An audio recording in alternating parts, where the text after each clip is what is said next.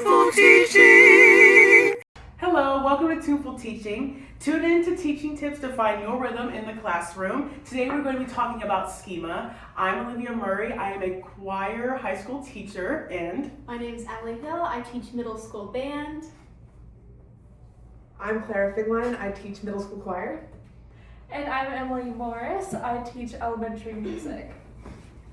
Allie, can you explain to us what schema is? I'm so glad you asked. Schema is an organized mental representation of information about the world, events, or people stored in our long-term memory. It has to do with associations and connections we make about what we know and have experienced. This is something we can't see, it's not physical, but it relates to the organization of neurons in students' brains. So every student and person has a schema. This consists of things that you have experienced and things you know, prior knowledge a student has when they come into the classroom, and what your associations are. So, an example of schema, I tell you, think about an office. What are some things you associate in with an office? With an office, I think like stapler or paper, pens. Yeah. That's kind of how I see it. Chairs, desks. Chairs, yeah, totally. I mean, I think work. Working, yes. Schema. So each student, like this example, has a different schema. Everybody said a different answer when I asked what an office was. So every student has their own unique schema. What do you think of when I say the word music? Yeah, different like songs. Yeah, I think dancing as well. Mm-hmm. Sound. Yeah. I think of a marching band. Right. Yeah. So again, an example, we've all had different experiences, and so we all have different associations when we hear the word music, for example, meaning we all have a different and unique schema. So Olivia, can you tell us about the creator of schema and how it came to be? I can, yes. The creator of schema is from Jean Piaget. In 1926, he focused on how schema theory explains how people develop ideas from simple ideas to more complex ones, and how schema is formed and revised by relating experiences to each other. When it comes to schema, there are about two main parts to schema. It is assimilation, the stage where we try to fit new objects into existing schemas.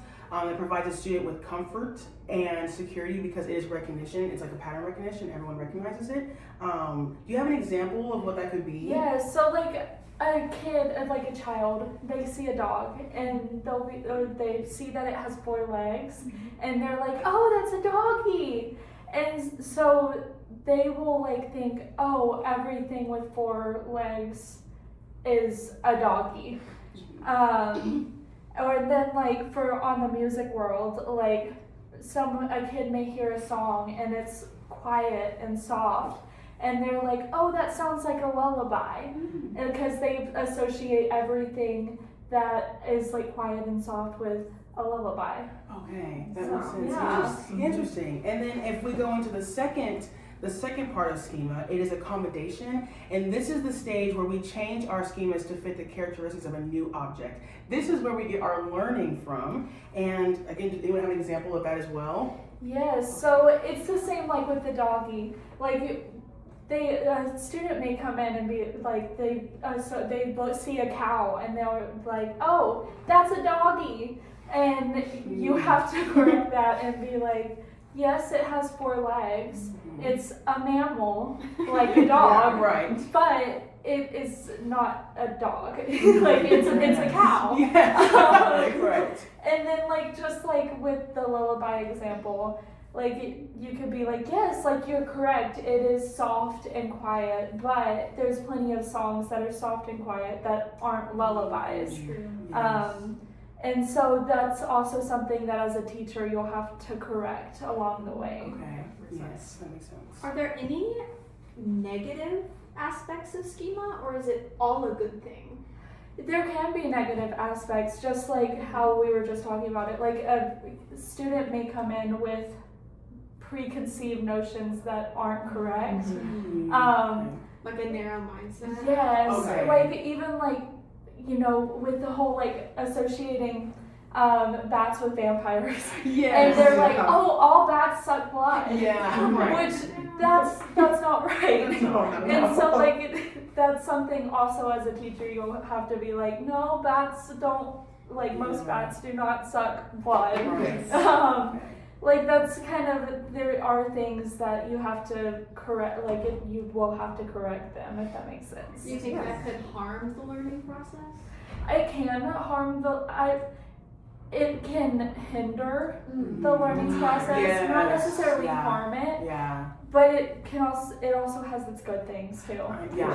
Now for a clarifying one with Clara, as she relates schema to funds of knowledge. So, funds of knowledge are what all students come into your class already knowing. And this can be anything from influence from their kind of families, communities, cultures, or just anything that's inside or outside of school. And this does directly impact schema as their funds of knowledge define their schema. Their funds of knowledge will fit into the assimilation stage because of the existing prior knowledge and associations that they have. Do you have any examples from your classroom? Yes, so the other day actually, I was playing a traditional Hispanic song in my classroom, and one of my little fourth graders, he was like, this sounds like a song that my grandmother plays, and he started like clapping along and singing with it, and that really helped my other students to be like, to get into it really. Now we're going to talk about some ways to activate schema in your classrooms and some activities you can utilize. So an activity that's great to activate schema in your students is using a gallery walk. This activates student schemas because it allows them to call on different knowledge banks they have and experiences they have and expound upon it by writing out an answer to the different questions you put around your classroom. This allows you to get each student's perspective on it, and it also lets the students have a time to grow and talk to their classmates and discuss their different opinions and experiences. So it not only enhances the singular student's schema, but helps everybody else's schema grow. And to avoid that negativity of one narrow-minded schema, this allows students to think about other experiences that maybe they can't relate to. In my middle school band class, we did a gallery walk for a concert reflection, and I had questions like, what was your favorite piece we played? What was your least favorite piece we played? How do you think the concert went? And all students might pick a different piece as their favorite, and that's a great time for them to talk about it and then maybe relate to some previous experiences they've had. What's another example you think, Emily, that would be helpful? So something I use in my classroom a lot is four corners. So like I'll play a song and you can ask a question like, do you love it? Like this corner's a love it, this corner's a I like it, it's okay, and then the other corner's like, it's not my favorite, and the other corner's like, I hate it. Maybe not using those words. Right. But this will help, like, oh sorry, oh my goodness. Let me get this in my head. Like this will help other students hear their opinions, and you can ask, why did you go to this corner? What made you like it, or what made you dislike it? And this will like help them. Okay. As we conclude, it is our job as educators to develop our students' schemas. We are to take what our students come to know, funds of knowledge, and expand them. We do not want to teach our students to be narrow-minded. We must encourage lifelong learning and a growth mindset. We must develop and to challenge all of our students' schemas. Thank you for tuning in to Tuneful Teaching. I hope this helps you find your rhythm in the classroom.